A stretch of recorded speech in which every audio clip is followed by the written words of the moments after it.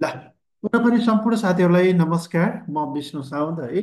तपाईँहरूसँग आज प्रश्नोत्तर सहित पृष्ठ प्रश्नोत्तर सहित पृष्ठ पोषण कक्षामा सहभागी भएको छु र तपाईँहरू सबैजना साथीहरूलाई हार्दिक स्वागत। शिक्षक सेवा आयोग अन्तर्गत तयारीका यी प्रश्नोत्तर र थप जानकारीलाई म जोड्ने अनुमति चाहन्छु। ल, क्वेसन नम्बर 1 को प्रश्न तपाईँहरूको माझ। प्रश्न नम्बर 1 को सही अप्सन कमेन्ट गर्नुहोला। Question number 1। ल, सबैजनाले कमेन्ट गर्नुहोस् र थप जानकारी पनि हामी जोड्दै जानेछौँ र यसको आन्सर पनि अगाडि बढ्दै जानेछ। ल, क्वेसन नम्बर 1। जेई एडम्सनका अनुसार शिक्षा एक त्रिमुखी प्रक्रिया हो अथवा त्रिध्रुवीय प्रक्रिया हो। तीन ध्रुवहरू के होलान् त? ती तीन ध्रुवहरू के होलान्? यो प्रश्न प्रास विनितर्फ एकदमै सोधिने प्रश्न हो।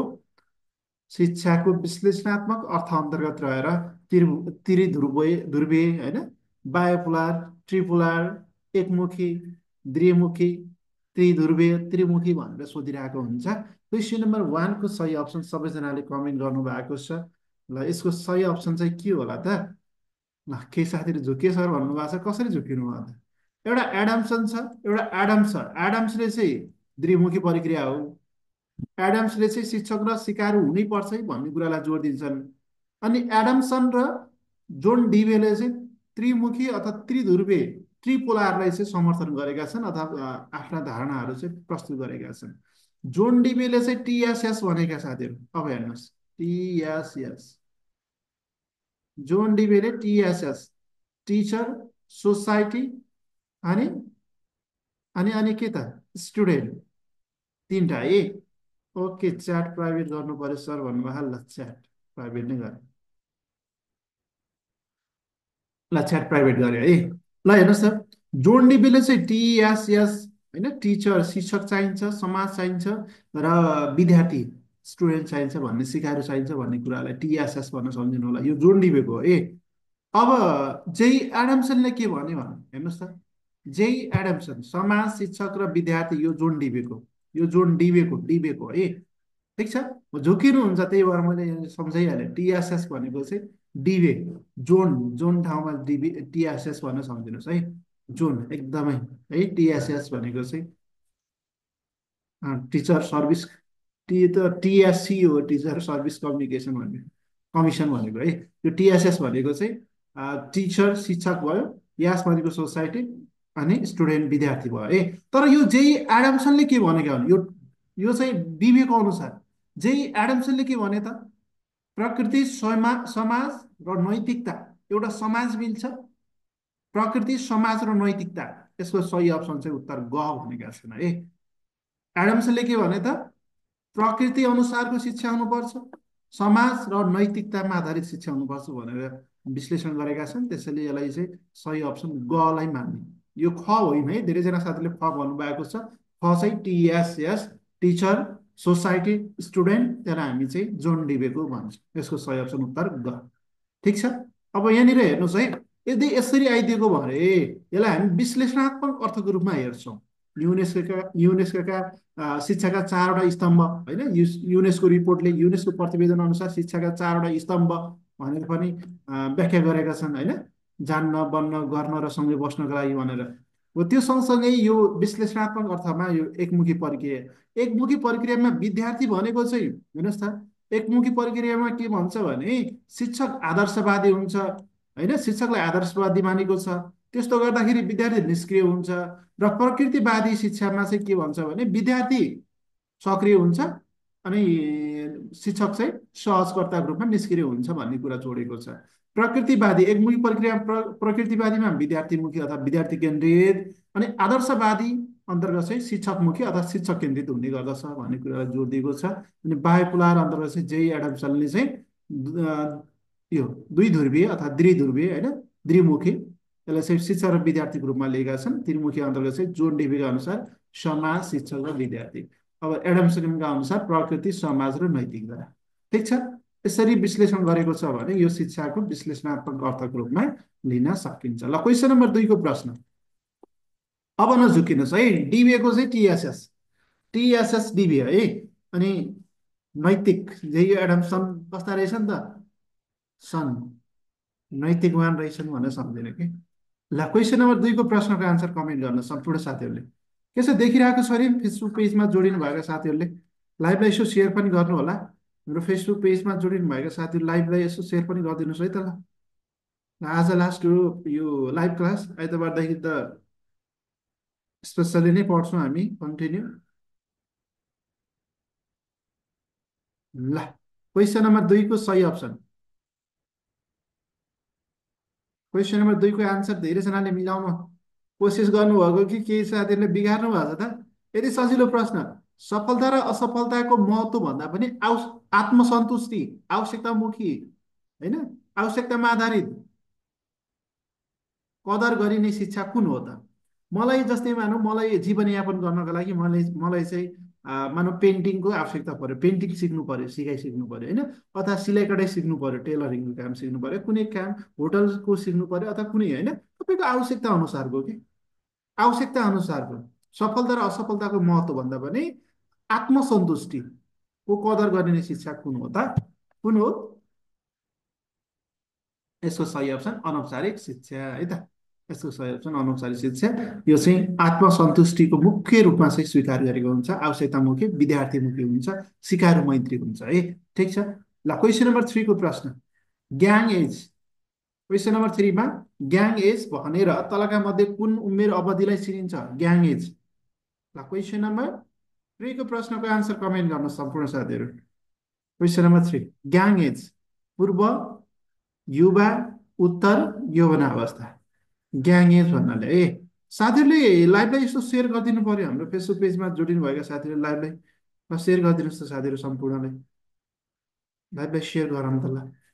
यसको सही अप्सन बी पनि भन्नुभएको छ, सी पनि भन्नुभएको छ। ग्याङ एज के ग्याङ उमेर, समूह निर्माणको समूहको उमेर भनेर है। पूर्व समूह र बाल समूह भन्छ के, बाल समूह र पूर्व बाल समूह, पूर्व बाल समूह र बाल समूह भन्छ कि। ल समूहको उमेर र पूर्व बाल समूहको, यसलाई सम्झिनुहोस् त।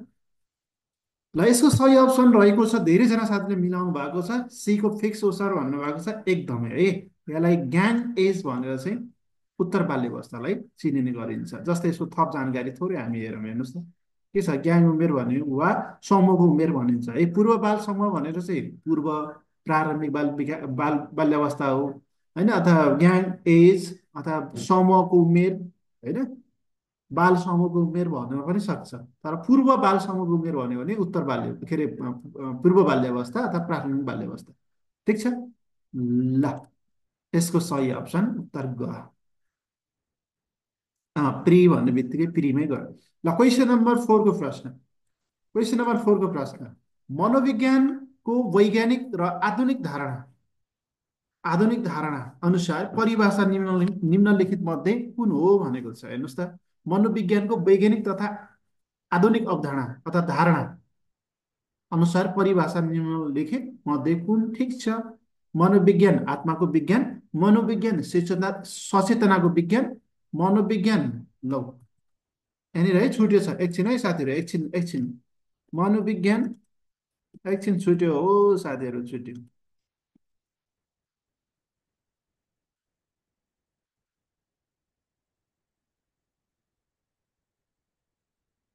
ल अब भन्नुहोस्, अब भन्नुहोस्, अब भन्नुहोस् साथीहरू, अब भन्नुहोस्। छुटेको रहेछ नि होइन। मनोविज्ञान व्यवहारको विज्ञान, मनोविज्ञान मस्तिष्कको अध्ययन गर्ने विज्ञान, विच इज करेक्ट। ल क्वेसन नम्बर 4 को एन्सर कमेन्ट गर्नुहोस्। क्वेसन नम्बर 4 ल एकचोटि लाइभलाई सेयर गरौँ न साथीहरू। हो साथीहरू, सबैजना साथीहरू लाइभलाई सेयर गरिदिनुहोस् त ल। धेरै प्रश्न छन्, तपाईँलाई फिडब्याक कन्टिन्यू रहनेछ। ल यसको सही अप्सन चाहिँ मनोविज्ञान व्यवहारको विज्ञान है।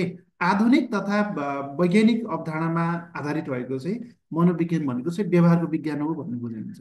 तर आत्माको विज्ञान कस्तो हो त? आत्माको विज्ञान चाहिँ परम्परागत अथवा पुरानो है, परम्परागत धारणाको रूपमा लिन सकिन्छ। ठिक छ। ल क्वेसन नम्बर यसको 4 को सही अप्सन ग भयो। यहाँनिर हेर्नुहोस् त के थप जानकारी। यो मनोविज्ञान साइकोलोजी ग्रेसिली अथवा ग्रिस भाषाबाट आएको साइकोलोजी भन्ने साइको भनेको चाहिँ सोल, अनि लोजियस भनेको चाहिँ साइन्स अथवा लोजिका लोजिया भन्छ होइन, अथवा स्टडी भन्छ, जसको अर्थ science of soul or study of soul भन्छ है। Science of soul or study of soul, आत्माको विज्ञान वा अध्ययन भनेर भनिन्छ। यो चाहिँ यसको शाब्दिक अर्थ, तपाईँलाई शाब्दिक अर्थ मनोविज्ञानको शाब्दिक अर्थ के हो भनेर सोधिन सक्छ। त्यो भनेको आत्माको विज्ञान अथवा आत्माको अध्ययन है। शाब्दिक अर्थ आत्माको विज्ञान हो। यसलाई परम्परागत अर्थको रूपमा लिइन्छ। अब मनोविज्ञानको उत्पत्ति दर्शन होइन, मनोविज्ञानको उत्पत्ति चाहिँ दर्शनबाट भएको मानिन्छ। अनि मनोविज्ञानलाई प्राचीन कालमा आत्माको विज्ञान र आधुनिक कालमा व्यवहारको अध्ययन गर्ने विज्ञान अथवा व्यवहारको विज्ञान भनेर चाहिँ बुझिन्छ। ठिक छ। शाब्दिक अर्थ पनि भनेर सोधिरहेको हुन्छ, शाब्दिक अर्थ पनि आत्माको विज्ञान नै हो। ल, क्वेसन नम्बर 5मा विकासवादी सिद्धान्त प्रिन्सिपल अफ डेभलपमेन्ट कुन होइन? विकासवादी सिद्धान्त कुन होइन? व्यक्तिगत भिन्नताको सिद्धान्त, विशिष्टबाट सामान्यतर्फ बढ्ने सिद्धान्त, सामान्यबाट विशिष्टतर्फ बढ्ने सिद्धान्त, एकीकरणको सिद्धान्त। विकासवादी सिद्धान्त, विकासको सिद्धान्त सरी विकासको सिद्धान्त कुन होइन? विकासको सिद्धान्त कुन होइन?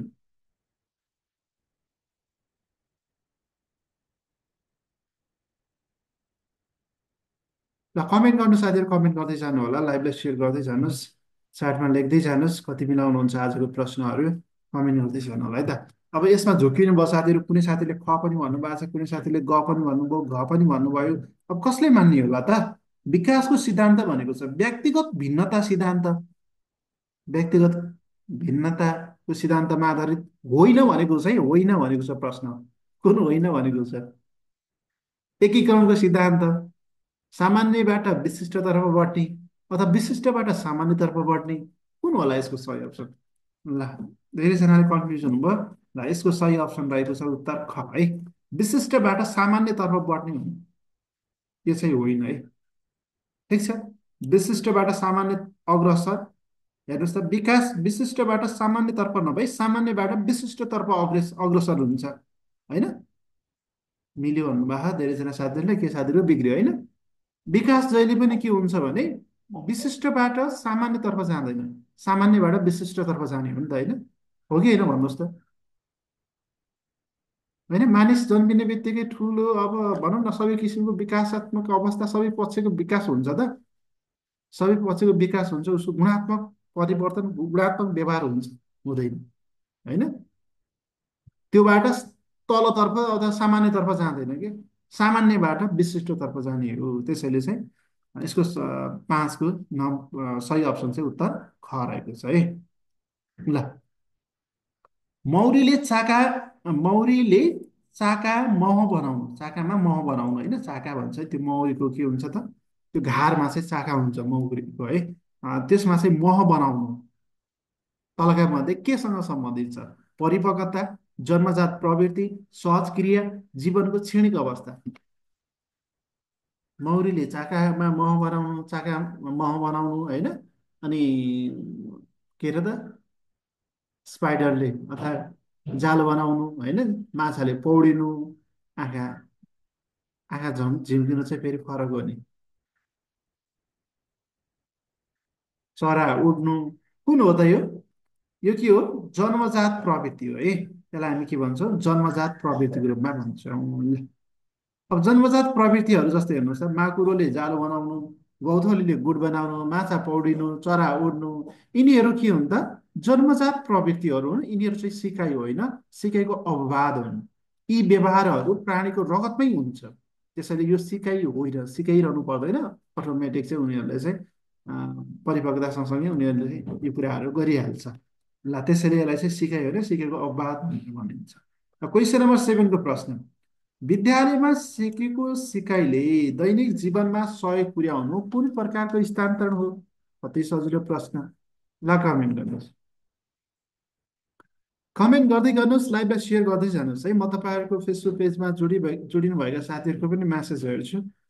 सबैजनाले लाइभलाई सेयर गरेर, सर मैले लाइभलाई सेयर गरेँ पनि भन्नु होला, सबैजनाले लाइभलाई सेयर गर्नुमा अनुरोध गरेँ होइन। भोलि माविको परीक्षा आइतबारदेखि स्पेसल प्रावि निमावि प्रावि मिश्रण तरिकाले हामी अगाडि बढ्नेछौँ, क्लासलाई निरन्तर रूपमा अगाडि बढाउनेछौँ। आज चाहिँ तपाईँको स्पेसल क्लास नभइकन प्रश्नोत्तर र थप जानकारी सहितको क्लास हामी जोडिरहेका छौँ है त। ल यसको सही अप्सन चाहिँ ओहो, अब यहाँनिर है सर, भर्टिकल ट्रान्सफर। अब यहाँनिर हेर्नुहोस् त, विद्यालयमा सिकेको सिकाइले दैनिक जीवनमा सहयोग पुर्याउनु, प्रश्न खत्रै आइदियो है। ओहो, यो पासपोर्ट स्थानान्तरण हो कि क्षितिज स्थानान्तरण हो कि लम्बी हो कि समतलीय?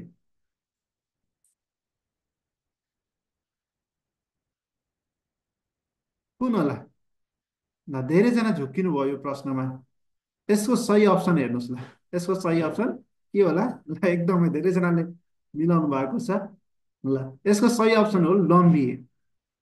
यसलाई भनिन्छ लम्बी स्थानान्तरण भनेर भनिन्छ है। लम्बी भनेर भनिन्छ। जस्तै यहाँनिर हेर्नुहोस्, दैनिक जीवनमा विद्यालयको सिकाइले दैनिक जीवनमा सहयोग पुर्याउन सक्छ भने यो चाहिँ लम्बी स्थानान्तरको रूपमा लिन सकिन्छ होइन। जस्तै तल्लो स्तरको सरल वा सामान्य सिकाइले माथिल्लो जटिल र उच्च स्तरको सिकाइलाई पनि प्रक्रियामा सहयोग पुर्याउँछ भन्ने खालको हो। जस्तै तपाईँले विद्यालयमा केही कुराहरू सिक्नुभयो होइन, त्यो अब विद्यालयमा सिक्दै गर्दा तपाईँले दैनिक जीवनका अथवा होइन दैनिक जीवनका विभिन्न समस्या अथवा विभिन्न घटनाहरू प्रयोग गर्नुहुन्छ नि होइन।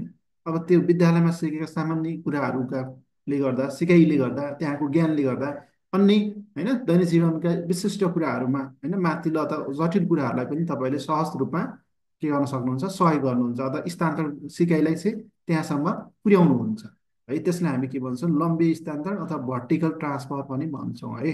ठिक छ। अथवा यसलाई हामी भर्टिकल भनेको ठाडो यस्तो पनि हुन्छ, हेर्नुहोस् यो पाठ्यक्रममा आधारित पनि हुन्छ होइन। पाठ्यक्रममा पनि आधारित हुन्छ।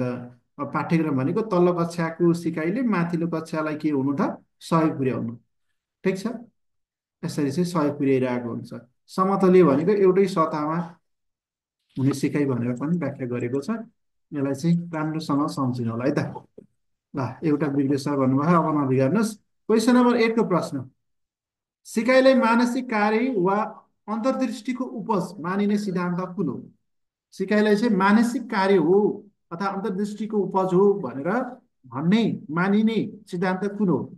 व्यवहारवादी सिद्धान्त, संज्ञानवादी सिद्धान्त, निर्माणवादी, कुनै पनि होइन। सिकाइलाई मानसिक कार्य वा अन्तर्दृष्टिको उपजको रूपमा, क्लास बुझ्नुहोस् है साथीहरू। आज यो रिभिजन प्रश्नोत्तरको तयारी कक्षामा रहेका छौँ है। यो प्रश्नोत्तर तरिकाले भन्नाले अब माविको इक्जाम आउँदैछ, त्यो सम्बन्धित थोरै प्रश्नोत्तर र थप जानकारी सहित हामी रिभिजन क्लासमा छौँ। आइतबारदेखि स्पेसल्ली क्लासहरू कन्टिन्यू जान्छ, समस्या भएन है। आइतबारदेखि बेसन प्रावि भनेर प्राविसम्म, निमावि प्रावि कन्टिन्यू प्राविसम्म क्लास कन्टिन्यू जान्छ, नो चिन्ता। ल यसको सही अप्सन चाहिँ संज्ञानवादी है। संज्ञानवादीहरूले के भन्छन् त? संज्ञानवादीले के भन्छन्? अन्तर्दृष्टिमा आधारित हुन्छ होइन, मस्तिष्कमा आधारित हुन्छ होइन। यसको मुख भनेको के अरे, मुख्य भनेको चाहिँ मानसिक कार्य हो होइन। चिन्तन, तर्क, प्रत्यक्षीकरणमा आधारित हुन्छ भन्ने कुरालाई मानेका छन्। त्यसरी चाहिँ यसलाई सिकाइलाई मानसिक कार्य अथवा अन्तर्दृष्टिको उपजको रूपमा संज्ञानवादी सिद्धान्तलाई चिनिने गरिन्छ है। अरू त होइन साथीहरू है, अरू व्यवहारवादी त भएन। ल ल यसको थप जानकारी हेर्नुहोस् त। थप जानकारीमा संज्ञानवादी सिकाइ सिद्धान्त, जसलाई व्यवहारवादी सिकाइ सिद्धान्तको विरुद्धमा आएको सिद्धान्त पनि भनिन्छ, स्कुल अफ साइकोलोजीको रूपमा पनि चिनिन्छ। अनि चिन्तन हेर्नुहोस् त, अमूर्त चिन्तन, कल्पना गर्न सक्ने होइन मानसिक कुराहरू मस्तिष्कमा भएको मस्तिष्क के त अभ्यास अथवा मस्तिष्क फिजिकल होइन, मस्तिष्कलाई चाहिँ तपाईँको प्रयोगमा ल्याउने के चिन्तन गर्ने त मस्तिष्कबाटै हो नि, मानसिक संरचनामा भइहाल्ने प्रत्यक्षीकरणको कुराहरू, यी महत्त्वपूर्ण स्थानहरू हुने गर्छन्। यसलाई आन्तरिक प्रक्रियालाई अस्वीकार गर्छ तथा यो वस्तुवादी तथा यन्त्रहरूको प्रयोग गरेर चाहिँ गरिने सिकाइ सिद्धान्त होइन। त्यसैले यो आन्तरिक तथा वस्तुवादी सिकाइ सिद्धान्त होइन, यो त्यसलाई अस्वीकार गर्दछ। त्यो भनेको चाहिँ व्यवहारवादीले गरेका हुन्छन् है। ल यसको सही अप्सन उत्तर ख। क्वेसन नम्बर 9 को प्रश्न, ल क्वेसन नम्बर 9 को प्रश्नको आन्सर कमेन्ट गर्नु ल। ल क्वेसन नम्बर 9, प्याब्लवको सिकाइ सिद्धान्तमा खाना के हो त? प्याब्लवको सिकाइ सिद्धान्तमा खाना के हो साथीहरू? ल कमेन्ट गर्नुहोस् फटाफट। ल फटाफट कमेन्ट गर्नुहोस्, फटाफट कमेन्ट गर्नुहोस्। हो ल धेरैजना जोडिनु भएको छ फेसबुक पेजमा पनि। हाम्रो स्पेसल क्लासमा पनि।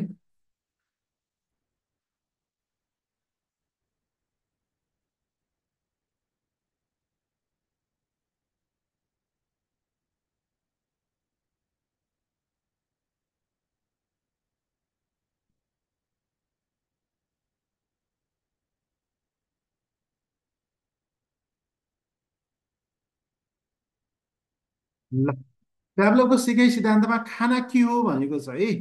स्वाभाविक उत्तेजना हो कि स्वाभाविक प्रतिक्रिया हो कि प्रेरक तत्व हो कि अस्वाभाविक प्रतिक्रिया हो? ओहो साथीहरू, धेरैजनाले बिगार्नु भयो कि, धेरैजना साथीहरूले बिगार्नु भयो। भोक चाहिँ प्रेरक तत्व हो। भोक भोक कहाँ थियो? कार्यप्रकमा हो भोक। धेरैजनाले बिगार्नु भयो। प्रतिक्रिया हो, खाना खानु प्रतिक्रिया हो। खाना खानु प्रतिक्रिया हो साथीहरू, खानु चाहिँ प्रतिक्रिया हो। खाना के हो चाहिँ खाना खाना खाना के हो?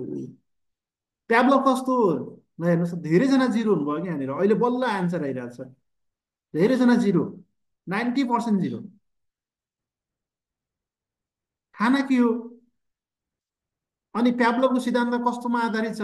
स्वाभाविक उत्तेजना स्वाभाविक प्रतिक्रियाबाट अस्वाभाविक उत्तेजना अस्वाभाविक प्रतिक्रियामा जाने हो, होइन? खाना भनेको के हो त? स्वाभाविक उत्तेजना हो कि साथीहरू, है। खाना खानु भनेको चाहिँ, होइन, त्यो चाहिँ खाना खानुको रूपमा चाहिँ स्वाभाविक प्रतिक्रियाको मान लिएको छ। यसको सही अप्सन उत्तर क।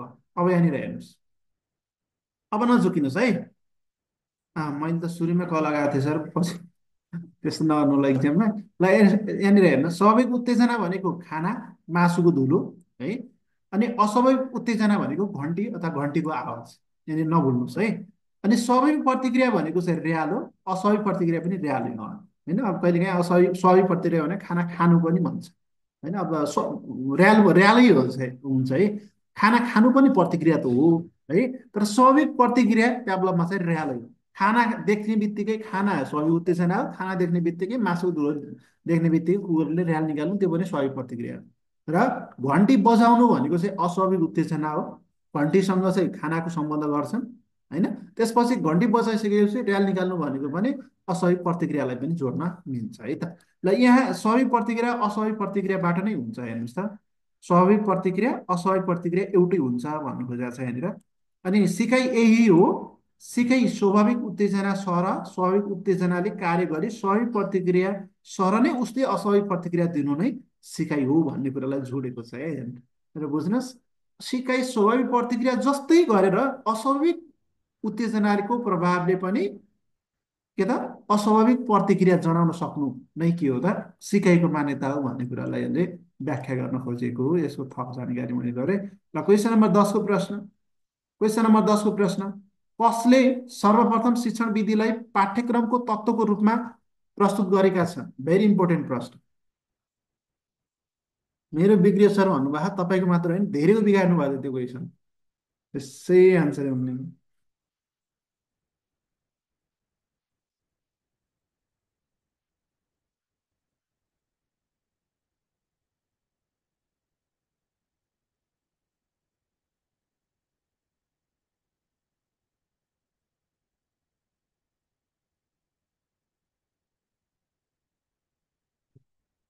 कस के हो त? पाठ्यक्रमलाई शिक्षण विधि। र यसको सही अप्सन चाहिँ उत्तर क, हिल्डा डाबा है। धेरैजनाले मिलाइसक्नु भएको छ। यसको सही अप्सन हिल्डा डाबा है।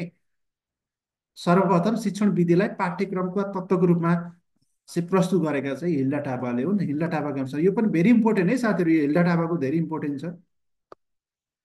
ठिक छ। यो हाउड्रे आउड्रे र हार्वर्ड निक्लोसका अनुसार तत्त्वहरू पाँचवटा छन् है। परिस्थितिको विश्लेषण, उद्देश्यको छनौट, अनि विषयवस्तुको छनौट र सङ्गठन, शिक्षण विधिको छनौट र सङ्गठन, मूल्याङ्कन। सर्वप्रथम प्रयोग गर्ने यो शिक्षण विधिको प्रयोग गर्ने पाठ्यक्रम तत्त्वको रूपमा जोड्ने भनेका चाहिँ हिल्डा टापा हुन्। ठिक छ। क्वेसन नम्बर 11, सामान्यतया पाठ्यक्रमका उद्देश्यलाई कति भागमा विभाजन गर्न सकिन्छ? विशिष्ट उद्देश्य, साधारण र विशिष्ट उद्देश्य, साधारण विशिष्ट व्यावहारिक उद्देश्य, कुनै पनि होइन। क्वेसन नम्बर 11 बुझेर आन्सर दिनुहोस् ल, बुझेर आन्सर दिनुहोस्।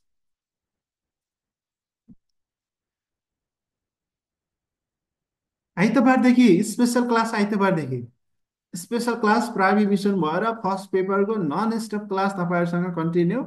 आइतबारदेखि आइतबारदेखि कन्टिन्यू हुन्छ, नहात्तिनुहोस्।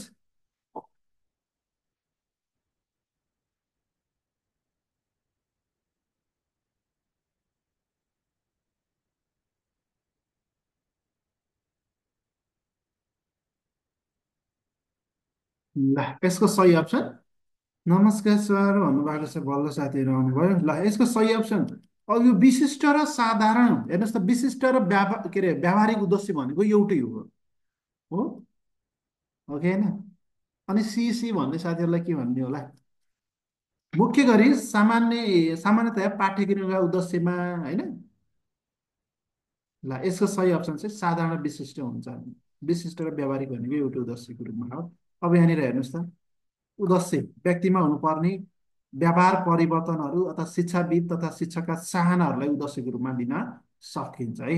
अब यो विशिष्ट र सामान्य उद्देश्यमा थोरै मैले, साधारण र विशिष्ट उद्देश्यमा थोरै मैले छलफल गरेँ। साधारण भनेको लामो समयपछि चाहिँ प्राप्त गर्ने खालका उद्देश्यहरू हुन्, होइन? जुन चाहिँ तपाईँको शैक्षिक सत्रको अन्त्यमा प्राप्त हुन सक्छ।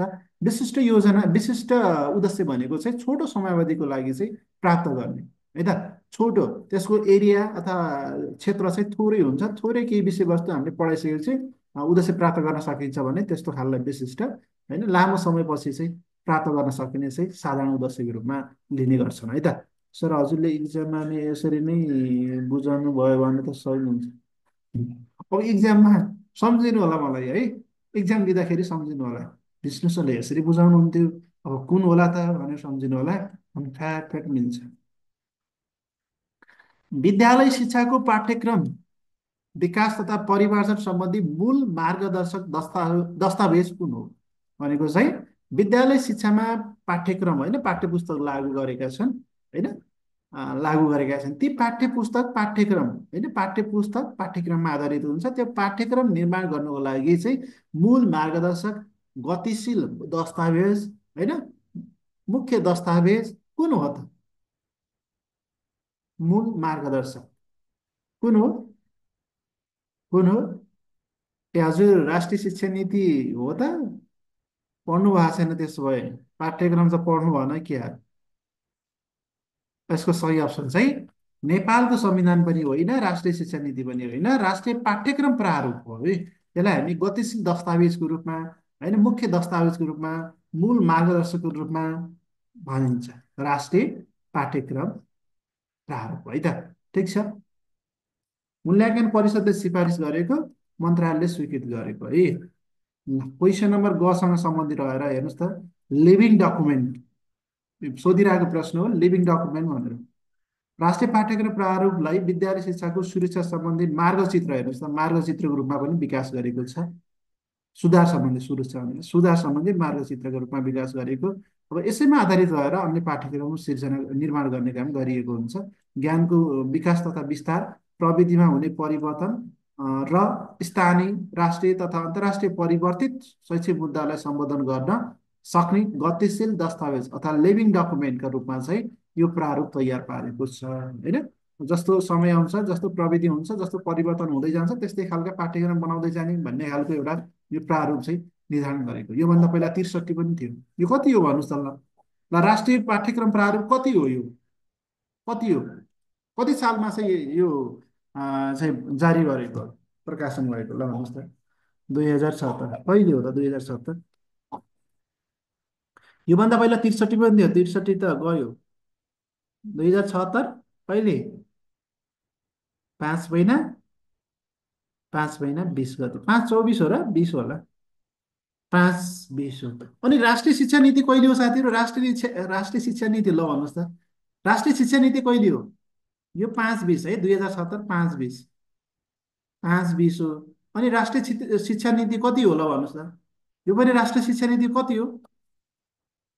ल भन्नुहोस्, राष्ट्रिय शिक्षा नीति यो पनि 76 हो। एकदम यसलाई मिलाउनु भएको छ खगेन्द्र रुगा सरले। ल, 2076, यो पनि 2076 कति हो त? भन्नुहोस् त, 2076 कति? 7 महिना, हेर्नुहोस् त, 6मा 1 जोड्यो 7, अनि 1, अनि 7मा 1 जोड्यो 18, 8, होइन? यो एकको कति काम छ हेर्नुहोस् त, यो एकको, है? 76 थाहा छ, 6मा एक जोड्यो 7 भयो, अनि फेरि यो 7मा एक जोड्यो 8 बन्यो। 2076 7 महिना 18 गते। ठिक ठिक छ, 6 7 1 8, 7 महिना 18 गते, एकदमै कार्तिक 18 गते है। यो चाहिँ 5 महिना 20 गते। नेपालको संविधान कहिले जारी गरियो ल भन्नुहोस् त? नेपालको संविधान कहिले जारी गरेको? कहिले गरेको? लाइसेन्समा सोधेको थिएँ। कहिले जारी गरेको यो? 72 63 भन्नुभयो फेरि। अनि स्यामसङलाई के भइरहेछ आज? 2072 6 महिना 3 गते। 6 महिना 3 गते, असोज 3 गते। असोज 3 गते। असोज 3 गते के संविधान दिवस? 2 गते के होला भन्नुहोस् त? 2 गते अर्को मिति एकदमै महत्त्वपूर्ण, अनिवार्य तथा निशुल्क हेर्नु। अनिवार्य तथा निशुल्क हेर्नु। अनिवार्य तथा निशुल्क। अनि अनिवार्य तथा निशुल्क शिक्षा ऐन भन्ने छ नि है। यो कहिले हो? यो चाहिँ 75मा। 76 होइन है, 76 होइन, 75 हो यो, 75। 77मा निमाले आयो। 75 हो है। 75 असोज 2 गते, 6 महिना 2 गते, असोज 2 गते हो। यसैलाई अहिले वर्तमान अवस्थामा चाहिँ यसैलाई कार्यान्वयन ल्याउने भनेर चाहिँ यसैलाई आधारित रहेर यो ऐन जारी गरेको मितिलाई नै लिएर शिक्षा ऐन चाहिँ बनाउन सुरु गरेको 2 वर्ष भयो। योभन्दा अघिल्लो भनेपछि 2080बाट बनाउन सुरु गरेको है। बनाउन सुरु गरेको यो सोधिसकेको छ आयोगमा। असोज 2 गते। असोज 2 गते है शिक्षा दिवस मनाउन सुरु गरेको। अनि असोज 1 गते के दिवस होला भन्नुहोस् त? असोज 1 गते, 1 2 3 महत्त्वपूर्ण। 1 2 3, एकमा के? विज्ञान दिवस। ल धेरैजना मिलाउनु भएको छ, विज्ञान दिवस थोरै छलफल गऱ्यौँ है त। ल क्वेसन नम्बर 13को प्रश्न। क्वेसन नम्बर 13, शैक्षिक प्रविधि एजुकेसनल टेक्नोलोजीको उद्देश्य वा अभिप्राय सोझो अर्थ तलका मध्ये कुन पर्दैन?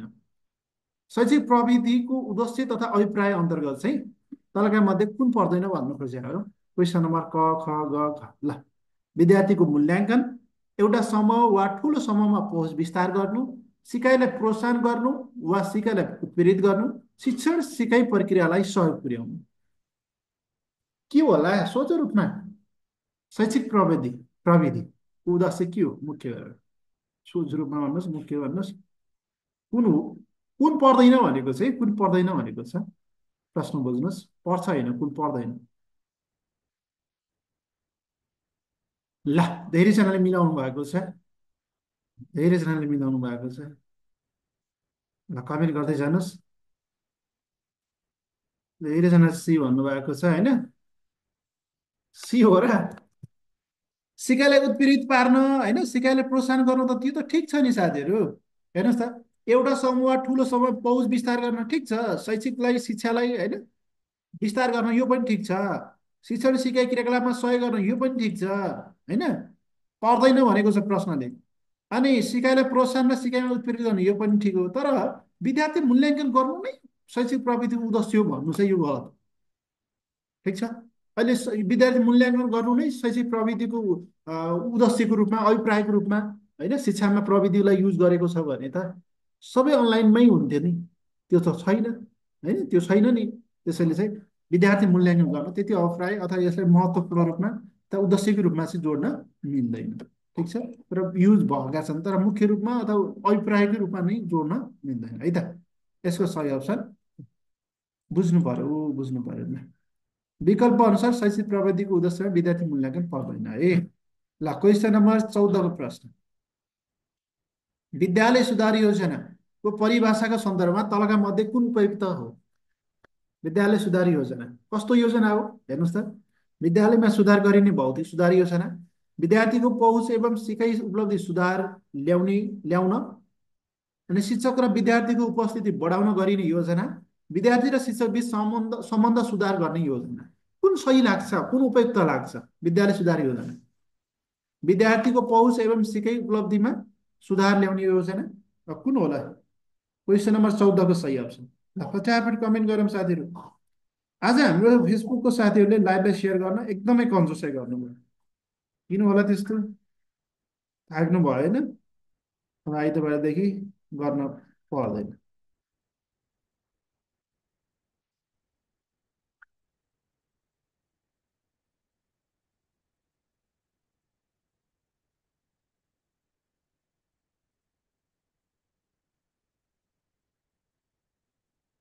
ल ल यसको यसको सही अप्सन है यहाँनिर मैले छलफल गरेँ तपाईँहरूलाई। विद्यालय सुधार योजना, सरी, विद्यालय सुधार गरिने भौतिक सुधार योजना। भौतिक मात्र हो त? विद्यालय विद्यालय सुधार योजना भौतिक मात्र हो? होइन होला नि। अनि विद्यार्थीको पहुँच एवं सिकाइ उपलब्धि सुधार योजना कुन होला मुख्य रूपमा? शिक्षक र विद्यार्थीको उपस्थित बढाउने, यो त पक्कै होइन। शिक्षक र विद्यार्थीको बिचको सम्बन्ध सुधार गर्ने, यो त पक्कै होइन। के पठाउनु भएको छ, लेखिरहनु भएको छ, ल ठिक छ। ल क र खमा चाहिँ तपाईँहरू झुक्किनु भयो। ल क र खमा चाहिँ एउटा कन्फर्म गरौँ। क र खमा एउटा कन्फर्म गरौँ साथीहरू। बी पक्कै हो नि? बी पक्कै हो? एकदमै है। यसको सही अप्सन बी नै हो। विद्यार्थीको पहुँच र सिकाइ उपलब्धिमा सुधार, विशेष गरी विद्यालय सुधार योजनाले भनेको चाहिँ सिकाइ उपलब्धिमा सुधार गर्नको लागि नै गरिने योजना हो कि मुख्य रूपमा। शिक्षा विद्यालयको समग्र, होइन, सिकाइ उपलब्धि सुधार योजना समग्र सुधारको योजना हो। होइन, यसलाई हामी के भन्छौँ? एउटा पञ्चवर्षीय योजना, 5 वर्षको रूपमा, होइन, आवधिक योजनाको रूपमा लिन्छ। होइन, यसलाई अध्यावधिक योजना पनि भनिन्छ, विकेन्द्रीकृत योजना पनि भन्छ। हो, दिनेशजी तपाईँ कमेन्ट पुगेको पुगी हुन्छ हेर्नुहोस्। अहिलेसम्म पोखरा पुग्यो, अब भोलि काठमाडौँ पुग्छ कि कता पुग्छ पुग्छ। पुगेकै पुगेछ हेर्नुहोस् दिनेशजी। ल विद्यार्थी पहुँच र सिकाइ उपलब्धिमा सुधार ल्याउन ल्याउन साथै विद्यालय समुदाय र सम्बन्ध र सुधार गर्नको लागि विद्यालय सुधार योजना निर्माण गरिन्छ। ल ठिक छ।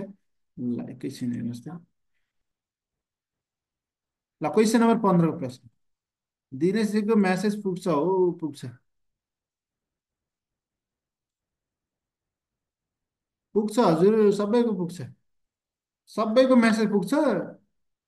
कमेन्ट मात्रै गरिदिनुहोस्। ल क्वेसन नम्बर 15को प्रश्न। अब यत्रो 250जनाले, 200 कति 30जना छन् अहिले, होइन, 230जनाले कमेन्ट गरेको त थाहै हुन्न। तर सबैको म्यासेज चाहिँ आउँछ है, चिन्ता नगर्नुहोस्।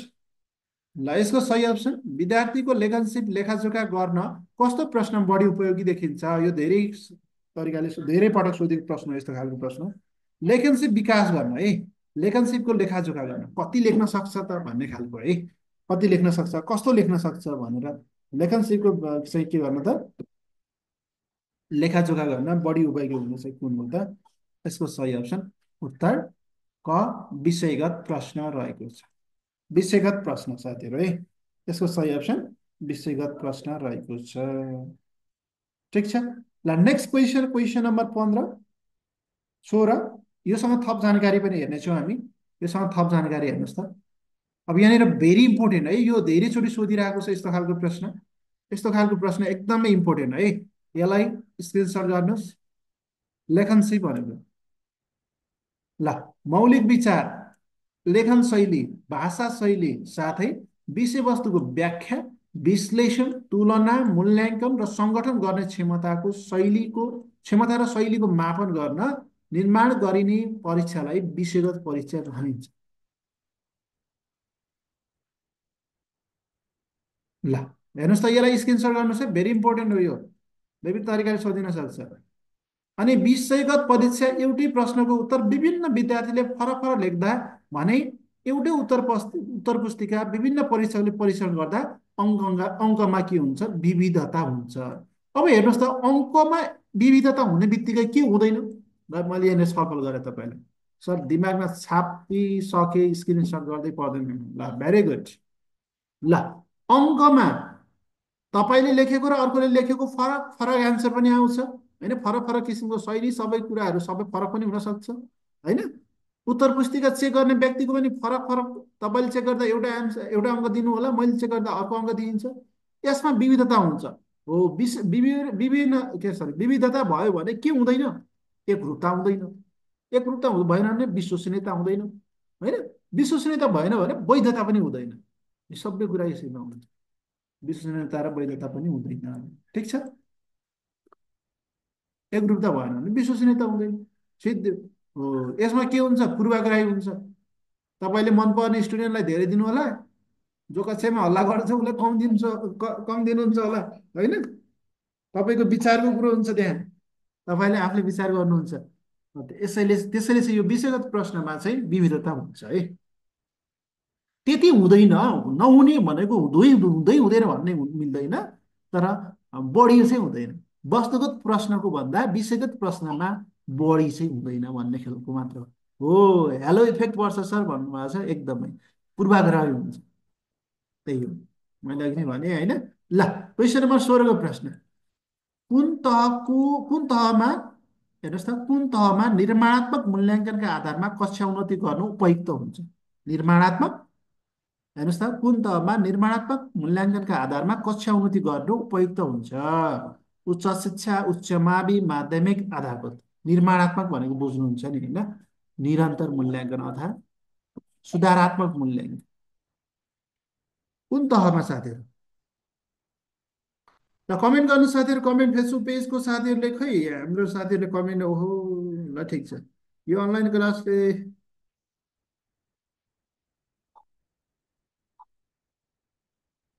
हाम्रो यहाँ एकजना सरले लेख्नु भएको छ, अनलाइन क्लासले डुबायो सर भन्नुभएको छ। दुई बुक किन्नुहोस्, मजाले पढ्नुहोस् भन्नुभएको होइन। अब त्यस्तो साथीले अनलाइन क्लास भनेको, अनलाइन क्लास चाहिँ नपढ्ने साथीहरूले है, जो अनलाइन क्लासदेखि दिक्क लाग्नु भएको छ, अनि फेसबुकमा आएका लाइभहरू लुकी लुकी किन हेर्नुहुन्छ भन्ने कुरा हो कि होइन भन्नुहोस् त? अब अनलाइन क्लासले दिक्क पार्यो भन्ने कुरामा त्यसमा आफ्नो मेहनतको कुरा पनि हुन्छ होइन? अनलाइन क्लासमा दिक्क पार्यो सर, दिक्क पार्यो, यस्तो चाहिँ ऊ छैन भन्नुहुन्छ। त्यसो भए त अहिलेसम्म नपढेर नि तपाईँ 12 क्लाससम्म अथवा माथि ब्याचलर कट्नु भएको थियो होला सायद, जस्तो लाउँछ मलाई होइन। अब अरूको बारेमा थाहा छैन, इमाल एकाडेमीमा त्यस्तो चाहिँ गर्दैन हेर्नुहोस् होइन। अब टिचरै चाहिँदैन नि त्यसो भए त, विद्यार्थीलाई घरमै राख्यो भने त अब भइहाल्यो नि होइन? त्यस्तो खालको तपाईँले सोच्नुभयो भने भोलि गएर तपाईँ शिक्षक बन्नेले के भन्नुहुन्छ होला विद्यार्थीलाई, के भन्ने साथीहरूलाई है? भोलि गएर शिक्षक बन्ने हो, मैले नपढाएको पनि तपाईँले नपढे हुन्छ, मैले नपढाए पनि हुन्छ, तिमी पास हुन्छ भनेर भन्नुहुन्छ कि है? हामीले तपाईँहरूलाई दिने भनेको चाहिँ, हामीले गर्ने भनेको सहजीकरण हो होइन? हामीले सबै तपाईँलाई भनौँ न, त्यति विज्ञ र त्यति गर्ने होइन, हामीले सकेको कुराहरू चाहिँ तपाईँलाई चाहिँ सहजीकरण गर्ने हो। तपाईँलाई मेटेरियलहरू यताउता खोजेर तपाईँसँग सहजीकरणको लागि सहायता मात्र गर्ने हो, मेहनत त तपाईँले गर्ने हो होइन? त्यसैले चाहिँ त्यस्ता कुराहरू चाहिँ कमेन्टमा चाहिँ नगर्न अनुरोध गरे है। ठिक छ। अब फेसबुकको लाइभ लुकी लुकी हेर्ने, कमेन्ट गर्ने, अनि लास्टमा अनि यो लाइभ नहेर्नुहोस्, यो नगर्नुहोस् भन्ने साथीहरूलाई अब के भनौँ त हो? ठिकै छ, जिन्दगीमा यस्तै हुन्छ। फेरि लुकी लुकी हेर्ने होइन, फेसबुक के अरे फेसबुक लाइभहरू हेर्ने, अनि अनलाइन क्लास नपढ भन्ने। अनलाइन क्लास फेसबुक लाइभ भएको कि कस्तो क्लास हो र? त्यो पनि अनलाइन त हो नि। अनलाइनको अर्थ नथाहा भएका साथीहरूले जे पनि बोल्नुहुन्छ है। ल, ल, यसको सही अप्सन चाहिँ घ भयो होइन? आधारभूत तहका लागि निर्माणात्मक अथवा सुधारात्मक अथवा कक्षा उन्नति को रूपमा चाहिँ लिने गरिन्छ भन्नेले भन्छन् होइन। तर यस्तो हो होइन, आफ्नो तरिकाले पढाउने, आफ्नो तरिकाले सबैको फरक फरक हुन्छ होइन? ल, भोलि गएर विद्यार्थीहरूलाई अनलाइन क्लास पढाउनु पर्यो भने अनलाइन क्लास त बेकार हो, ए चक डस्टर लेख्नुपर्छ भन्नु बिर्सेन यी सरले। 2 वर्ष भयो भन्नुभयो, 2 वर्ष हो कि 4 वर्ष पनि लाग्छ त्यस्तो। कक्षा कुनबाट कहाँ पुगिसक्यो जमा? अनलाइन क्लास बेकार नै। कक्षा कोठा व्यवस्थापनका क्रममा तयार गरिने जब चार्ट कोसँग सम्बन्धित हुन्छ? शिक्षक, विद्यार्थी, शिक्षक र विद्यार्थी, अभिभावक। जब चार्ट भनेको है, यहाँनिर थोरै नै तपाईँ नझुकिनु होला। जब चार्ट भनेर कोसँग सम्बन्धित हुन्छ यहाँनिर, मुख्य गरी है, मुख्य गरी कोसँग सम्बन्धित हुन्छ? जब चार्ट भनेको दुईटा तरिकाको हुन्छ है, यो दुईटा तरिकाको हुन्छ। व्यवस्थापनका क्रममा भन्नु खोजे है, व्यवस्थापनको क्रममा जब चार्ट कोसँग सम्बन्धित हुन्छ? यहाँनिर तपाईँ झुक्किनु पनि हुन्छ है। यो प्रश्नले कस्तो तरिकाले चाहिँ बनाएको हो प्रश्न भन्ने किसिमको त्यो चेकरमा पनि भर पर्छ है। जब चार्ट नै थाहा भएन सर भन्नुभयो, म यहाँनिर छलफल गर्छु त्यही भएर है। अब यहाँनिर कक्षा कोठा व्यवस्थापन भन्ने कुरा छ है। तपाईँले कक्षा कोठा व्यवस्थापनमा विद्यार्थीको मुख्य भूमिका पनि राख्नुपर्ने हुन्छ कि है? कक्षा कोठा व्यवस्थापनमा, जस्तै तपाईँको डेस्क बेन्च मिलाउने खालका होइन, यस्ता हल्का त्यहाँ चाहिँ रुटिन बनाउने, सरसफाइ गर्ने होइन, सरसफाइ गर्ने, हो, टाइम टेबल रुटिन बनाउनुहुन्छ नि विद्यार्थीहरूले है। यदि आज यदि कक्षाको रोल नम्बर 1 देखि 5सम्मकोले सरसफाइ गर्ने, 6 देखि 10सम्मले गर्ने होइन, त्यसरी चाहिँ हामीले एउटा जब चार्ट बनाइदिएका हुन्छौँ हो। त्यसरी एउटा मोनिटर अथवा क्याप्टेन बनाइदिएका हुन्छौँ। र आज क्याप्टन यो हुने, भोलि अर्को रोल नम्बर हुने होइन, अल्टरनेट तरिकाले यसरी हुने, आज एकजना केटी भोलि एकजना केटा भन्ने हो। त्यस्तो खालको एउटा जब चार्ट हो। यस्तो खालको यो सम्बन्धित कोसँग हुन्छ भने विशेष गरी विद्यार्थीसँग हुने गर्छ है। विद्यार्थीसँग हुन्छ सम्बन्धित। तर भूमिका कसको हुन्छ? शिक्षक र विद्यार्थी दुवैको हुन्छ है। भूमिकाको रूपमा चाहिँ शिक्षक र विद्यार्थी दुवै हुन्छ है। हामीले गरेका थियौँ सर भन्नुभयो एकदम। अब यहाँनिर यसको सही अप्सन सम्बन्धित कोसँग भन्दाखेरि चाहिँ विद्यार्थीलाई उत्कृष्ट मानिन्छ साथीहरू है। विद्यार्थीलाई चाहिँ लिइन्छ। ठिक छ, यो विद्यार्थीले लिन्छ। र भूमिका कसको हो भने शिक्षक र विद्यार्थी दुवैको हो नि। अब यहाँनिर थोरै मैले व्याख्या गरेको छु होइन। प्रश्न कहिले काहीँ कसरी आउँछ भने त्यसरी सम्झिनु होला है। ल, यहाँनिर विद्यार्थीहरू बिच चाहिँ कार्य विभाजन गर्ने, नेतृत्व नेतृत्व अवसर प्रदान गर्ने होइन, अनि समूहका कार्यहरू चाहिँ फकेन्द्रजी एकदमै। ल हेर्नुहोस् त, संस्कारको विकास गर्ने यी कार्यहरू। अब शिक्षकको जब चार्ट अथवा कार्यतालिका त बनाइसकेको हुन्छ कि होइन। शिक्षकले त आउने हो, पढाउने हो होइन।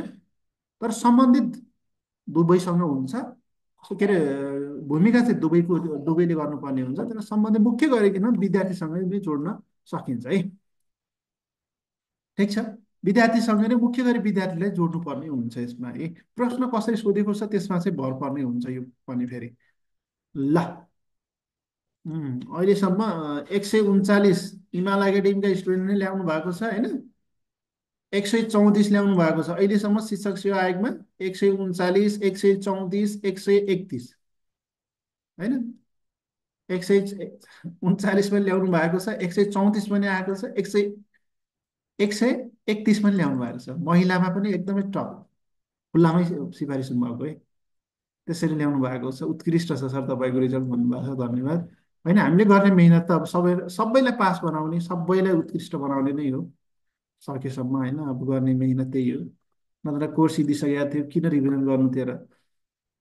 ल, क्वेसन नम्बर 18को प्रश्न, शिक्षक र विद्यार्थी बिच सम्बन्ध बढी घनिष्ठता कुन शैक्षणिक सङ्गठनमा हुन्छ? शिक्षक र विद्यार्थी बिच घनिष्ठ घनिष्ठता अथवा पारिवारिक वातावरणमा होइन, पारिवारिक वातावरण जस्तै परिवारको जस्तै वातावरण मिलाउने है, त्यस्तो खालको शिक्षक र विद्यार्थी बिचको घनिष्ठता सबैभन्दा बढी हुने भनेको चाहिँ कहाँ हो त? कक्षा शिक्षण। यो कक्षा शिक्षण चाहिँ कुन तहमा बढी प्रयोग हुन्छ साथीहरू भन्नुहोस् त। हो, फेरि विषय भनेको सी पनि भन्नु, झुकेर लेख्नुहुन्छ कि त्यत्तिकै लेख्नुहुन्छ? सी होइन है, ख लेखिसके।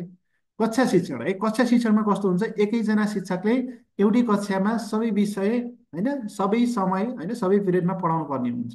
त्यहाँ कस्तो हुन्छ भने आमा जस्तै होइन, आमा फ्यामिली जस्तै कि परिवार जस्तै होइन, आफ्नै छोराछोरी जस्तै होइन, आफ्नै आमा जस्तै भन्ने त्यस्तो किसिमको व्यवहार हुन्छ। पारिवारिक घनिष्ठता हुन्छ। अथवा शिक्षक र विद्यार्थी बिच घनिष्ठता बढी हुन्छ, समय बढी दिइन्छ, घनिष्ठता बढ्छ होइन। यो चाहिँ तल्लो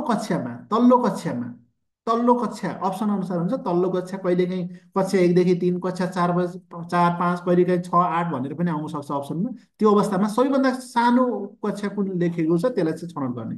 कहिले तपाईँले प्रश्न सोधेको छ यसरी, कक्षा 1, कक्षा 5, कक्षा 6, कक्षा 8 भनेर त्यसरी अप्सनमा के। अब कक्षा 1 नै उपयुक्त हुन्छ। तिनीहरू मध्ये सबैभन्दा उपयुक्त भनेको कक्षा 1, ग्रेड टिचिङ। ठिक छ, सानो कक्षामा। ल, त्यसै त्यही नै हो फाइदा। हेर्नुहोस् त, अब के छ यसमा हेर्नुहोस् त। सबल पक्ष अथवा दुर्लभ पक्ष अथवा बेफाइदा पनि छन् होइन। विद्यार्थीहरू व्यक्तिगत क्षमता पहिचान गरी यो सुधार गर्न, शिक्षण सिकाइमा सहयोग गर्न पनि पुग्छ। पूर्व प्राथमिक तथा प्राथमिक विद्यार्थीलाई प्रयोगमा ल्याइन्छ। अनि शिक्षक शिक्षणका लागि स्वतन्त्र हुन्छ। तपाईँले आफ्नो इच्छा अनुसार मजाले जति बेला पनि पढाउन सकियो होइन, जुन विषय पनि पढाउन सक्यो। अनि शिक्षण सिकाइमा विद्यार्थीको सहभागिता पनि बढ्ने गर्दछ। अनि शिक्षकले विद्यार्थीलाई सिकाइप्रति बढी उत्प्रेरित हुन्छ। अहिले सबैभन्दा बढी कस्तो हुन्छ भने यहाँ ग्रेड टिचिङको टिचरले होइन, एउटा शिक्षकले मजाले एउटै टिचरमा पढाएको हुन्छ होइन, एउटा कक्षामा पढाएको हुन्छ।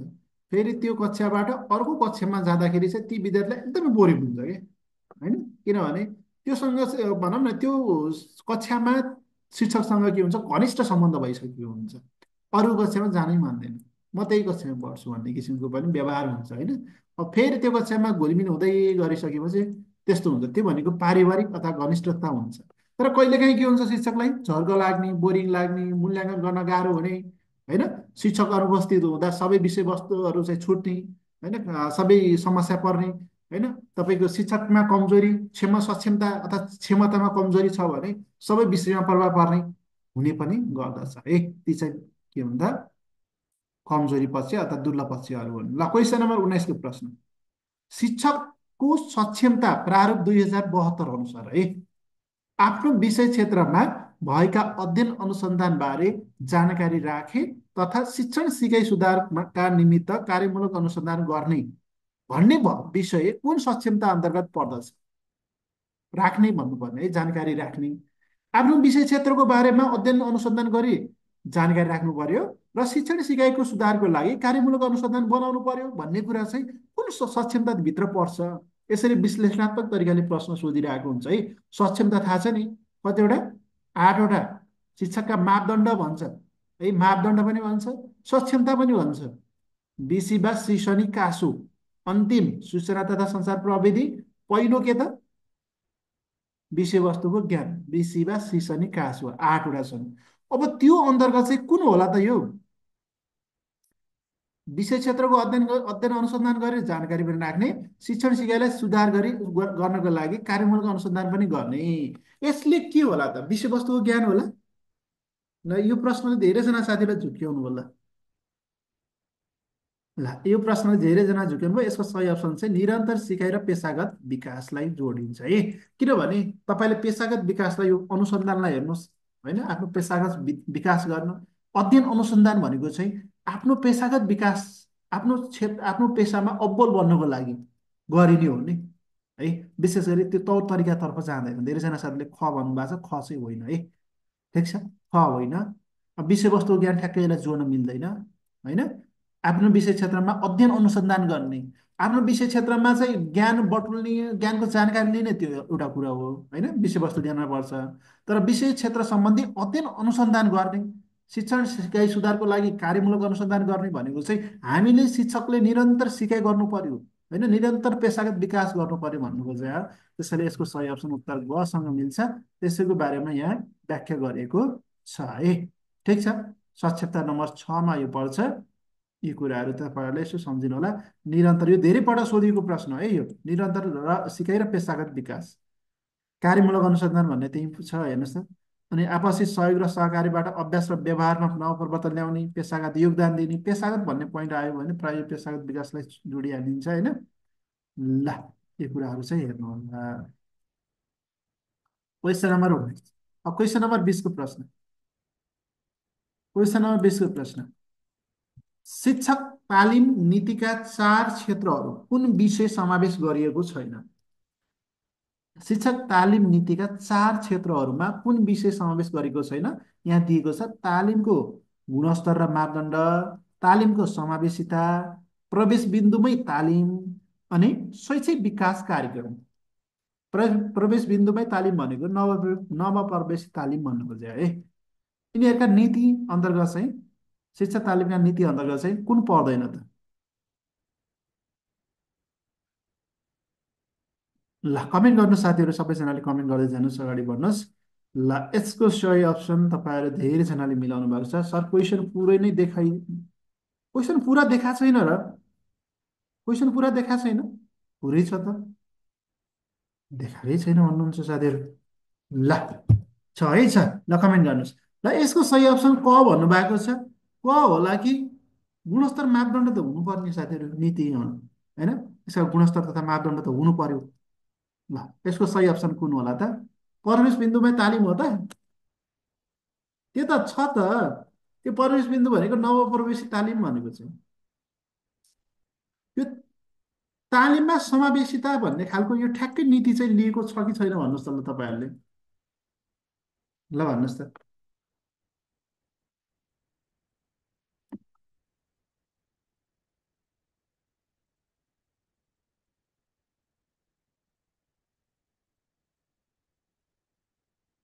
ल, यसको सही अप्सन उत्तर ख है, तालिममा समावेशिता।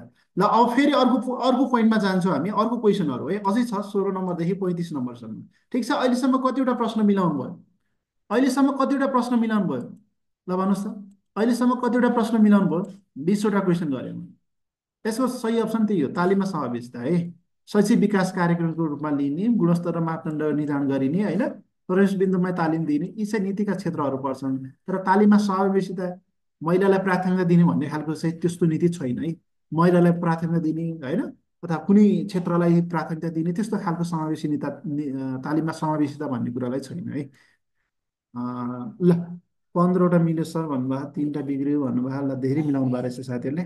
ल ठिक छ, अब हामी फेरि अर्को टपिकमा, अर्को क्वेसनहरू अझै छ है।